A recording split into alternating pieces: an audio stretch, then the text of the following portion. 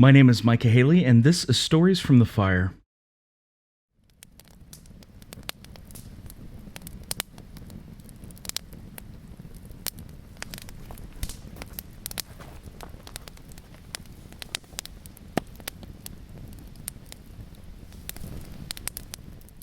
I've been trading some of my television and movie watching time for reading, and a big part of that during the pandemic has been revisiting books from my childhood.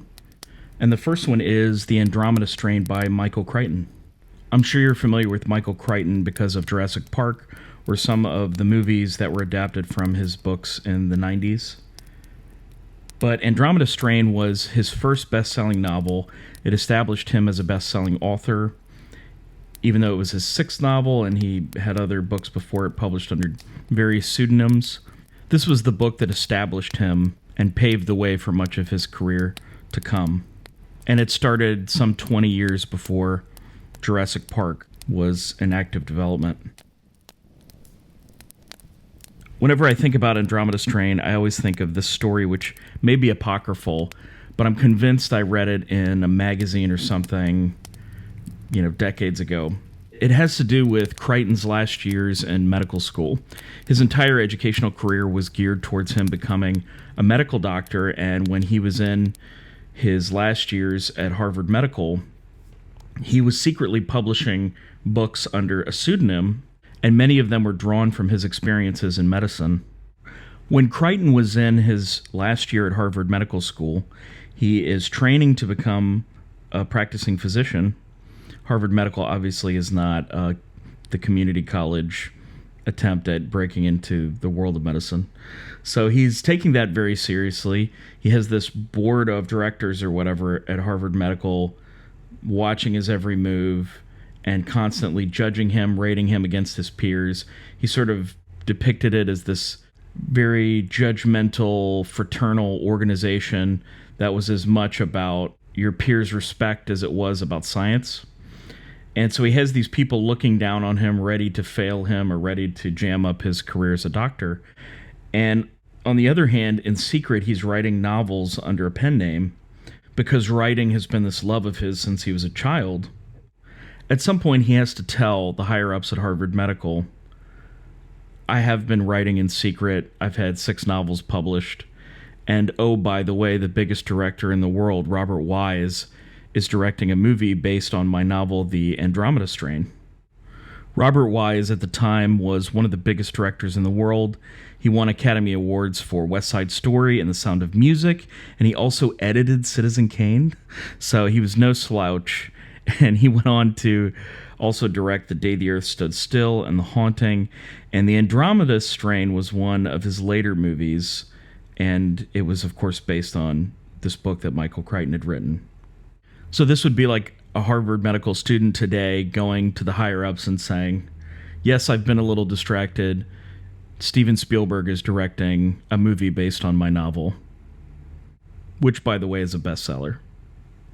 Kind of a big deal. The Andromeda Strain, the novel, is in many ways a prototypical Michael Crichton story. It deals heavily with biotechnology and people that work in science. The story is seated inside of a political framework.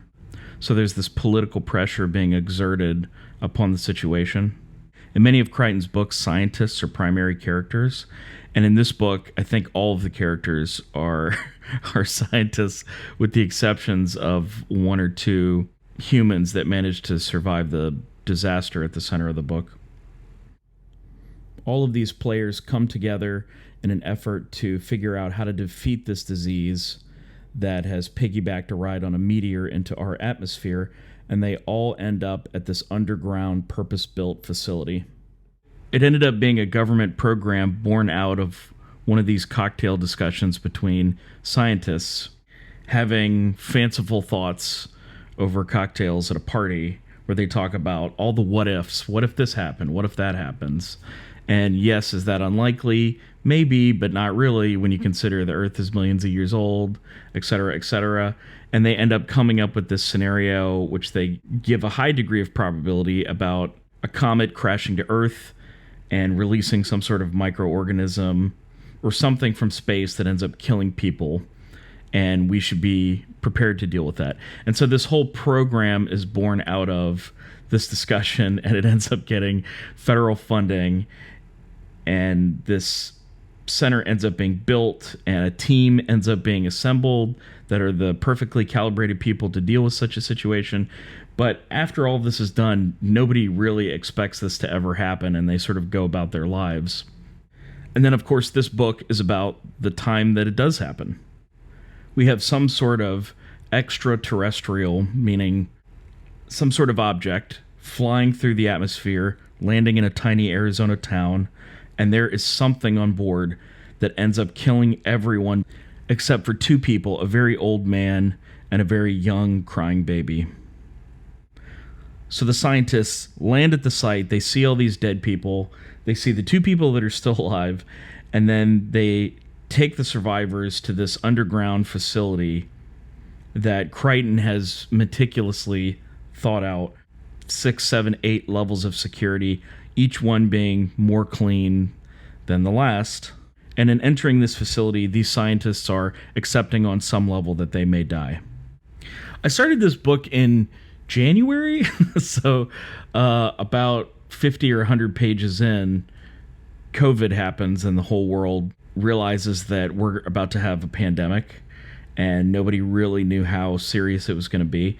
So I probably got some strange looks walking around with this book in my hand.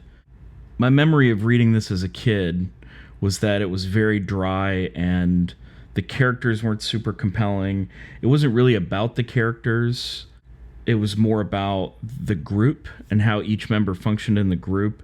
And I just remember it being very dry and not nearly as dramatic or cinematic as Crichton's more recent books at that time. I think before I read this book, I'd read Jurassic Park, Congo, The Lost World. So it was strange to go back in time some 20 years and read the proto-novel that would set the template in some ways for what Michael Crichton's career as a novelist would be.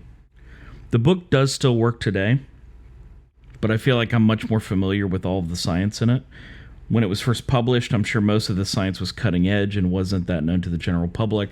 But of course, Crichton's continued writing, as well as others who were influenced by him and movies that were made by him, and media that was based on other real-life science, has permeated the culture since then, and technology that was cutting edge at the time is now very commonplace. So if you read this book today, it still works, it's still fascinating. The detail that he puts into the type of facility and why it's built a certain way, and the security measures that are in place, that stuff is still very interesting. It's just that certain things like machines or computers used to accomplish certain tasks are now commonplace. For instance, there's a computer that certain scientists interact with in their bedrooms that talks to them. I'm sure that was cutting edge in the 1960s when this was published, but today I talk to my phone all the time, and Siri is just a way of life for many people. Not the least of whom are very young people who are growing up with this technology. My sister tells me funny stories about my nieces, all of whom are under age 5, talk to the Alexas in their house. And so they'll use the Alexa to set the timer for their timeouts when they get in trouble. So my sister, who's very even-keeled, will tell them, "Elise, you get a timeout for 10 minutes. And she'll huff off to her room and you'll hear her scream, "Alexa, 10 minutes!" She told me about one story where my niece asked Alexa how much time there was left, and Alexa said, "I don't have a timer set." And she replied, "Alexa, you and me had a deal." So some of the technology that's in this book is very commonplace now, which in some ways makes the novel more accessible, because this isn't foreign technology. It's something we're all pretty comfortable with now. One thing I do appreciate about what Crichton focuses on with the tech is its function. He doesn't go into detail about the type of computer used or cutting-edge microprocessor technology. So the focus is on the experience of using the technology, not on a bunch of technical details that are going to be dated. Like, it's not like stumbling upon a stack of old computer magazines from 1985 and hearing about the the latest computers that have 15 kilobytes of RAM, and which is just laughable today. So it's not dated by specifics about the technology. It's just that some of the technology that was cutting edge in 1969 is now commonplace. For the majority of this book, we're underground with these scientists, and they may die in the course of trying to save the rest of the world from dying. One of the concepts that survives particularly well is the odd man hypothesis. This hypothesis states that an unmarried man will be better able to execute the best, most dispassionate decision in a crisis. And the form that takes in the Andromeda Strain is that the facility has a fail-safe in the form of a nuclear detonator. So in the event that seals fail and the virus gets out and all the people there are killed, this nuclear device will go off and essentially clean the entire facility. This sounds like a sort of boilerplate movie device, but what's interesting about it is that the one civilian on the team who is the odd man, the one guy who's not married, he's given the control key to the self-destruct mechanism, and he originally sort of puts this down, and he's like, I'm not stupid. I'm not going to run and turn a key to kill myself in a crisis. And the others correct him, and they say, no, you misunderstand. The bomb is going to go off, and your job is to stop it from going off. So you have to take proactive steps to stop yourself from dying and stop the crew from dying in the event of an emergency. And this is such a great change of direction. It puts the correct dramatic pressure on all the events in the book. And what's super interesting is that the odd man hypothesis is not real. There are many scientific facts and scientific theories throughout this book, but the odd man hypothesis, I think, was Crichton's invention for this book. And what's interesting is we get the characters admitting that the hypothesis itself is essentially fake. It was created for the purpose of fooling government officials into thinking the best thing to do was give control of a nuclear device to a civilian. They didn't want control of the nuclear power at this facility in the hands of the military or in the hands of the government. And spoiler alert for the end of this book, that ends up being super important, because if the nuclear device was going to go off, it actually would have caused the organism to proliferate. It actually would have caused it to grow and kill everyone. So all of the fail-safes created to stop an organism from destroying the world would have in fact assured its growth and would have assured the destruction of the world. I think this is particularly relevant right now because our federal and local governments are all taking proactive steps in an effort to stop the spread of COVID-19, but the world is a very complex place, and the question is, what are the unintended consequences of these measures going to be? There are certainly going to be economic consequences, but what are the public health consequences going to be? If you have some free time, I think this book is worth tackling. It's only 289 pages, and a lot of that is technical diagrams, so feel free to blast through it, and I'd love to hear what you think.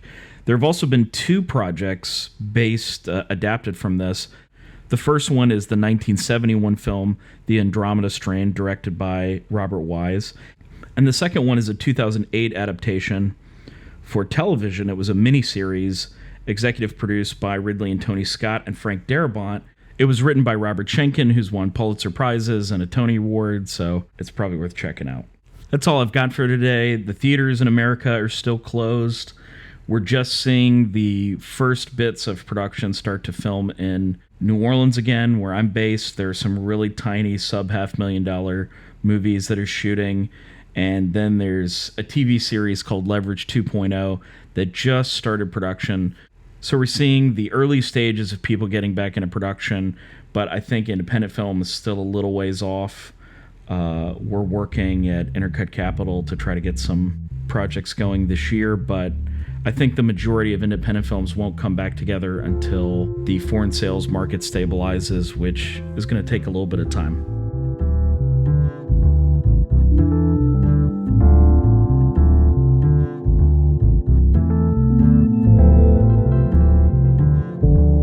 Thanks for listening. You can find more from me on my website at micahhaley.com. I'd also love to hear from you on Instagram and TikTok at It's Micah Haley, and I'm also on Twitter at Micah Haley.